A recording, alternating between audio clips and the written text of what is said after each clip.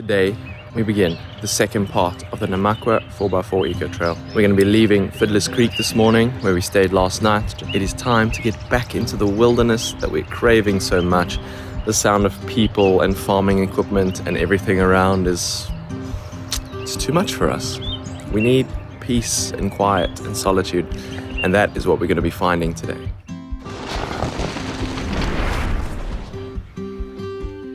This whole series is made possible by the power of Red Arc, and in part by Bushtech canopies, Terrain Tamer, and Easy On. After completing the first part of the Namakwa 4x4 Eco Trail over the past few days, we had a night's rest in vioolsdrift, and we're now ready to begin our journey into the Richtersveld section of the Eco Trail, en route to the coastal town of Alexander Bay. We would be crossing epic desert landscapes, camping in a cave, and really getting to test and push the vehicles on possibly the toughest days of the Namakwa 4x4 Eco Trail yet. So Emma, what are you looking forward to today? Actually very excited to see the southern part of the Richtersveld. I know we're going to cross some sections of it, so it'll be nice to see that region because I haven't been in the Richtersveld yet. So I'm very interested to see the landscape changes.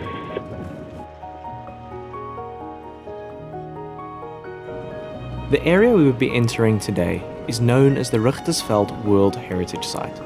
This area begins here along the Orange River and extends towards the town of Kubus. It's a raw volcanic landscape with epic vistas and flat sandy riverbeds, and is sure to be quite the adventure. This harsh landscape is actually owned by the local Nama community, who are the largest surviving clan of the Khoi people. As you travel across the area, you will see their livestock herders practicing their ancient way of life. There are landmarks across the area with bushwind paintings telling tales of adventures long gone.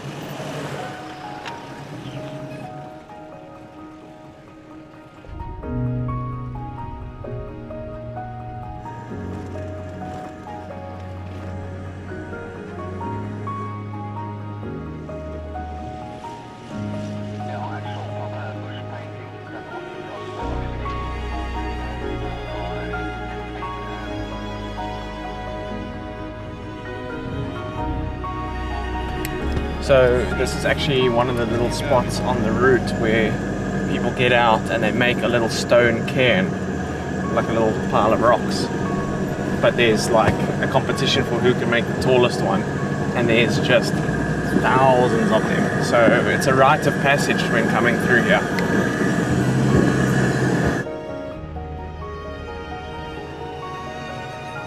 So this is one of the famous little stops here. You can see how travelers have actually made their own little cairns all around here. A couple of years ago I'd actually made my own one here, and I think this is the remnants of it here. There's a little bit of the R and a little bit of an O here. I'd just done Rome or something there. It was like one of the first trips I'd ever done with Rome. So it's actually quite an interesting little thing to kind of come back and see if I could try and find it. But this is really, really cool.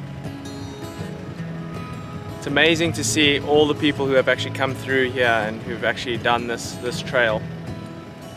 Let's go and see if Emma's gonna build one. Leave her little stamp on this all.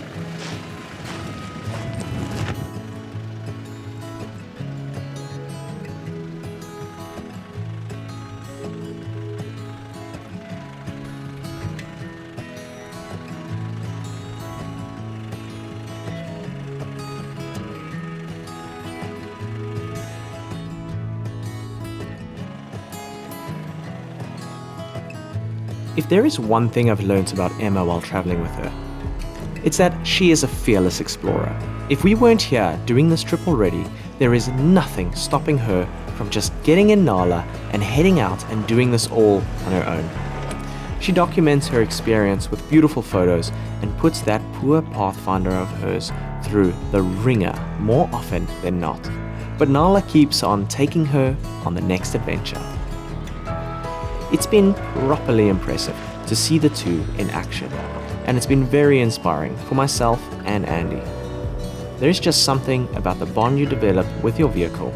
More often than not, I see this lifestyle bring out the best of people and their capabilities.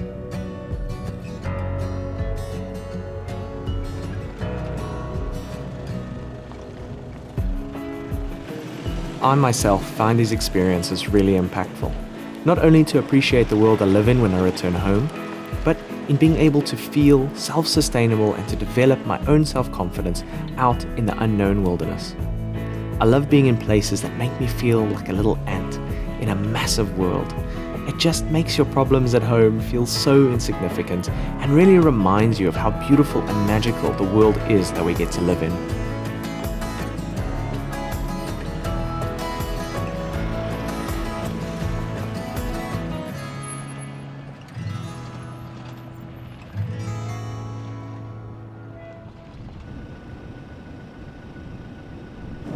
Welcome to the Richtersveld World Heritage Site.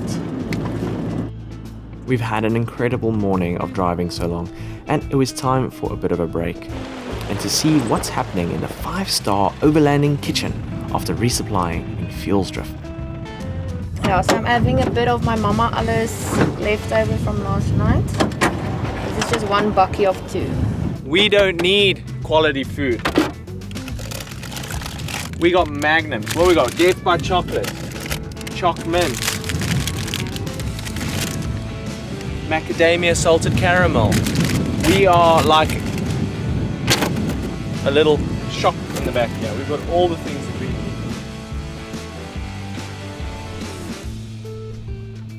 need. This is called 5-star gourmet high quality meals here in the bush. Take it like that and we finish it just like this. Squish! Squish! High quality meal. Health. Look at the smile. It's gluten full.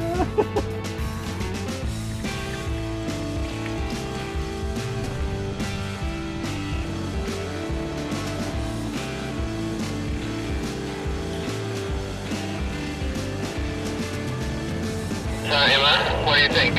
What's more beautiful, yesterday or today? I don't know, I almost want to prefer today just because I like a kind of like a moonscape or a dry area, and the landscape's just changing every time. It's my favorite. So I think between yesterday and today is probably my most favorite. This is Richtersveld territory. This is another level of beauty. And I think because the Richtersveld is such a bucket list item for me, being able to experience just like the southern part of it is already so exciting. So do you feel like you can happily recommend people to come and do the Namakwa 4x4 Eco Trail? Oh, definitely. They have to do it. I believe they have to do it. Yeah, I think this is one of the top kind of overlanding destinations, especially in the Northern Cape, to come and do something like this. You've got a bit of wild camping. It's tough on your vehicle. It's not that far away from home, but it's still like a real challenge. Yeah, and the 4x4 techniques you have to pull out is quite different, because then you get soft sand, you get river crossings, you get wet conditions, you get dry conditions, you get the rocky side and the more corrugated side. So everything is getting tested out on this route. Exploring this part of the country doesn't need the most modified or upgraded vehicle. You can do pretty much all of this in a 4x2 high ground clearance vehicle and have one of the most incredible experiences of your life. I would, however, be prepared for punctures and potential breakdowns because the terrain is harsh, even if it isn't that harsh. Being stuck out here without a satellite communicator or the know-how to change a tire or enough water for you and your passengers could turn an amazing experience into a not so great time. So just because you don't need a 4x4 doesn't mean you don't need to be prepared and treat this like a serious overland adventure.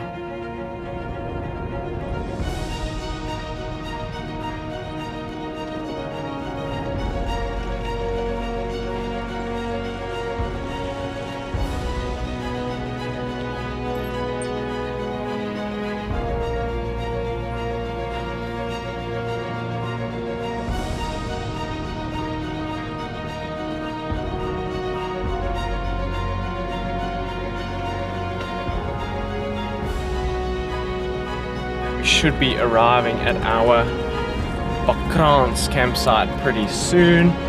So the only thing I know about that campsite is that there is a potential cave. I'm not sure whether we can drive the cars up to the cave. I've seen photos of people doing it before, but otherwise it's going to be a wild camping experience.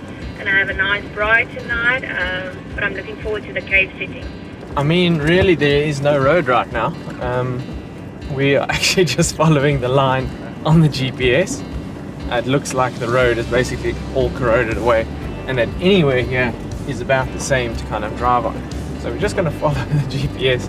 There's remnants, very light remnants of road that used to be here before, but we're basically in the middle of nowhere with this, so hopefully we'll find some sort of main track soon. I sort of see a few lines in the terrain that look like wheel tracks, but we'll just keep following it and tracking it on the GPS and see where we end up. So this little descent down towards our campsite is quite steep, but you can see it's definitely been washed away by a lot of rain. We're just really driving through a bed of rocks, and there's a lot of sharp rocks kind of jutting out of the side. So I've adjusted my mirrors down to be able to watch the, kind of sidewalls, especially of the rear tires. They often get forgotten, and that's where a lot of the punctures happen. You watch your front wheel and you end up clipping a sharp rock or something on the back wheel and then cutting the sidewall.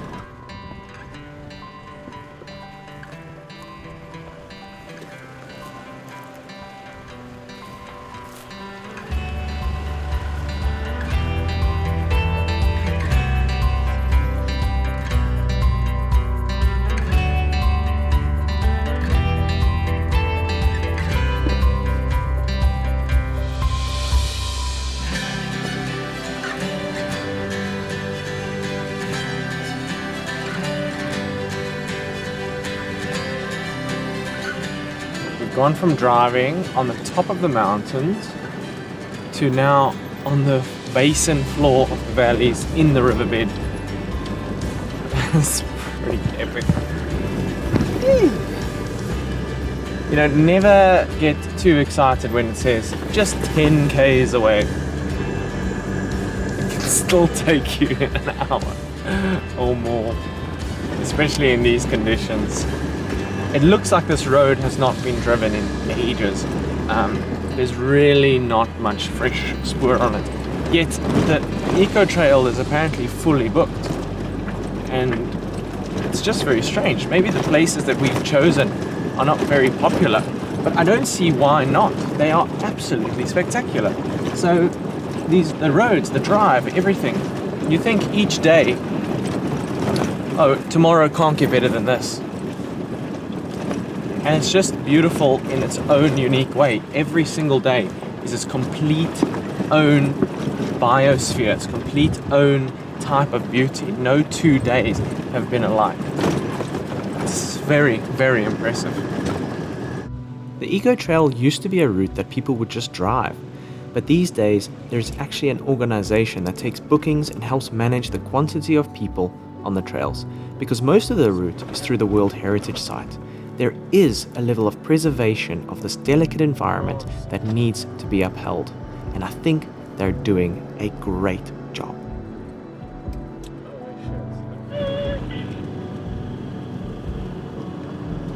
Welcome to Bakkrans, apparently. Yeah, I think this is it. It's a good feeling knowing that the money spent to be at these campsites and to be on this trail goes towards supporting the local communities and maintaining this epic experience. When you come here one day, continue that respect. Look after these special places so they can be enjoyed for many years to come.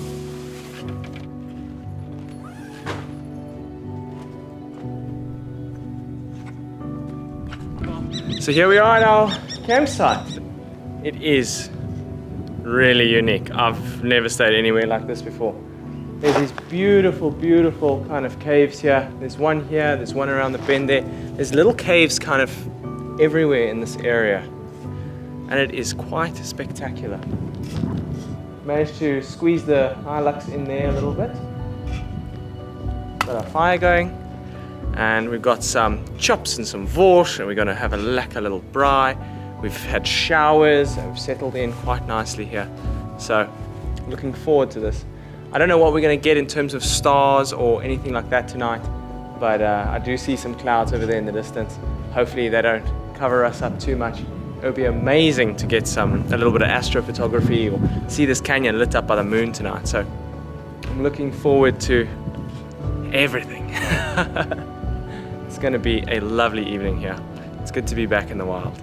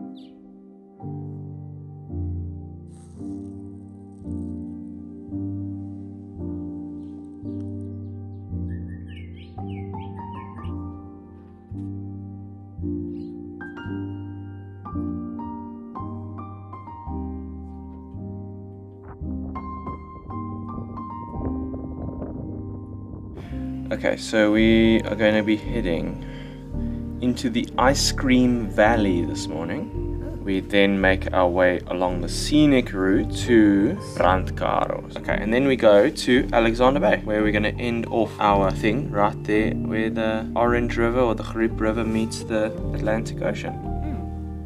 And then we go separate ways. Yeah, and then we have a farewell, and then you guys go up to the Richtersveld, and I go down the west coast. Sure. It's been a pleasant experience, I won't lie. 114 k's today. 3 hours, so it'll only take us like 9 days. Oh, yesterday was 87 kilometers, and it took us about 7 hours. Yeah. But it's okay. We got beautiful photos, and we made a beautiful show for people to enjoy, so it's worth it. Today, we're going to push a bit harder though. I say this every day. We're not going to film that much today. And then 300 meters out. Oh God, we need to get a shot here. Can we please stop? Oh, I'm sorry. It's for the people. For the people. Bliksem. Okay, that's fine. Go find help in Hondeklabai.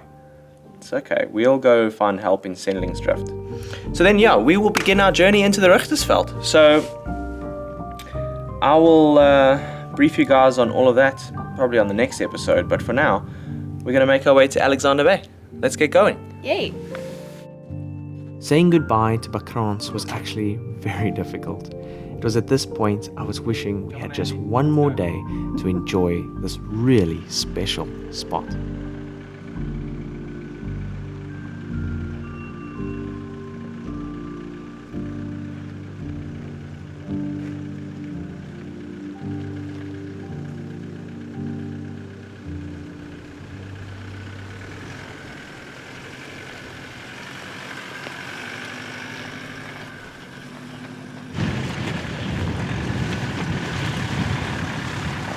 Goodbye, Bakkrans. Okay, you have been absolutely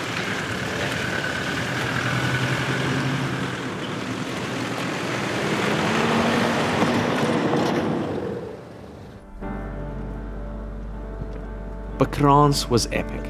Actually, this entire adventure has been epic. And although it wasn't over yet, today would mark the end of our adventure on the Namakwa 4x4 Eco Trail and our time with Emma. But I thought, oh, this will be a quick, boring drive to the sea. Well, I was wrong. All of my assumptions have been wrong on this trip. And today was going to be an awesome adventure, just like all of the other ones. And we were going to just live in it until the very last second. So now when we're driving in that thick sand and we're going over all these jumps and bumps and everything, it's nice in the sand to actually turn the shocks up because the sand has give, it's not like riding over rocks, so you can actually pump up the shocks, add a bit of compression there, and when you come over the bumps, you're going to prevent yourself from bottoming out all the time with the weight of the vehicle if you've got the shocks on harder. So it's actually a nice thing to be able to, on the fly, just kind of adjust, you know, the shock absorbers to suit the terrain that you're actually driving on a bit better.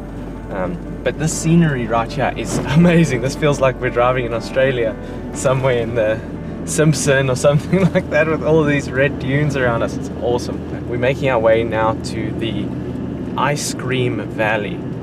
No idea what to expect of that, but should be fun.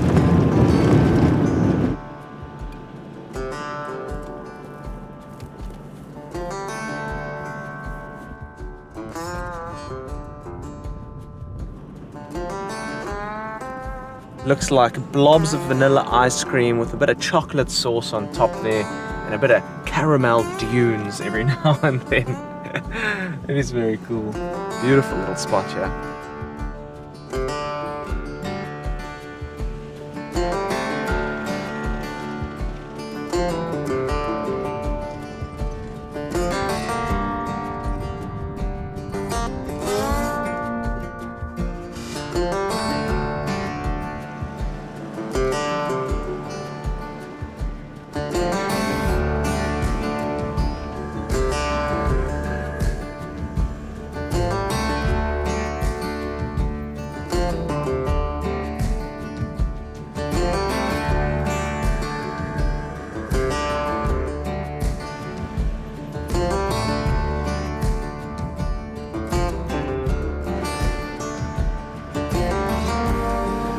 So that's the end of the Ice Cream Valley.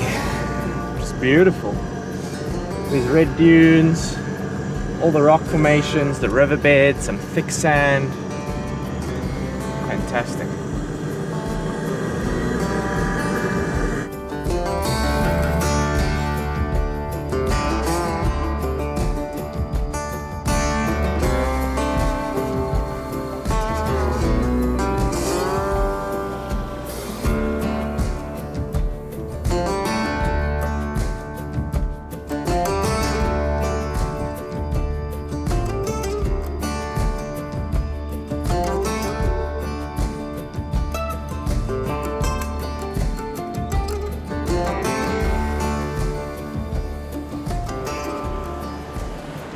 So we're on the last little bit of the Namakwa 4x4 Eco Trail. We've got 20 k's to go until we get to Alexander Bay, and it has been incredible. So we've actually taken a little bit of a diversion to cut us across straight to the ocean.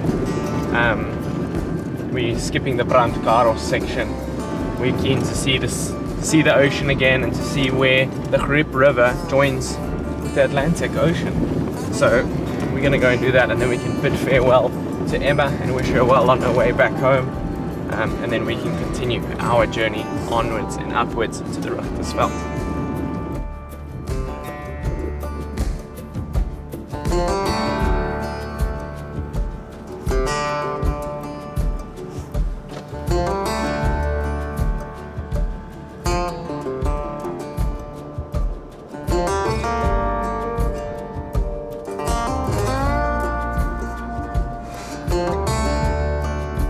Alexander Bay was founded around the mining industry. Initially copper and eventually diamonds were discovered. By this point, the mines took over the town, and it wasn't actually even accessible without permits. But today, we can go all the way to the merging of the Orange River and the Atlantic Ocean.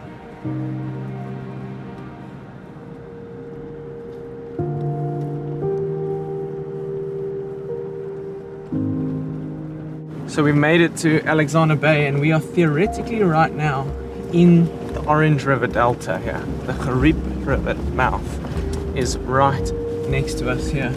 You can see the bit of greenery out there. We're hoping to try and find a point where we can actually see the Grip River and the Atlantic Ocean meet and see that brown orange water mix with the blue Atlantic water. But there, yeah. This road is not fantastic. It doesn't smell so great out here.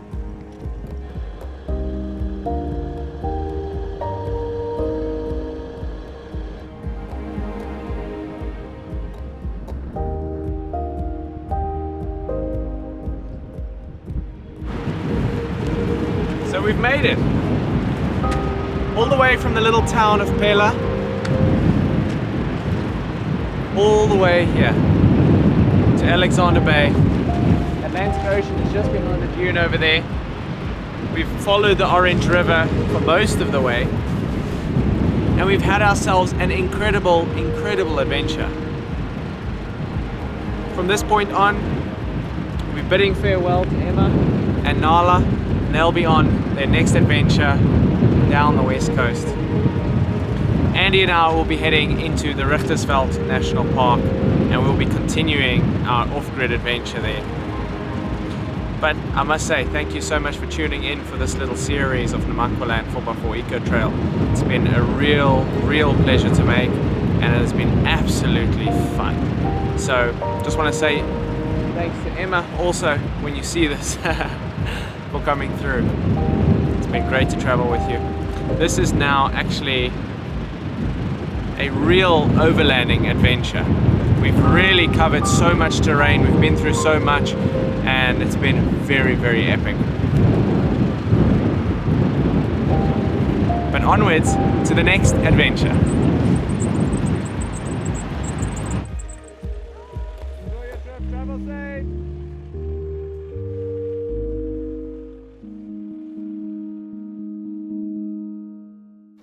Thank you so much for joining us on this week's episode of Rome Overlanding. I really hope you enjoyed it and would love to hear what you think down in the comments below. Please remember to like, comment and subscribe. It really helps the channel, and I will see you on the next adventure. Cheers.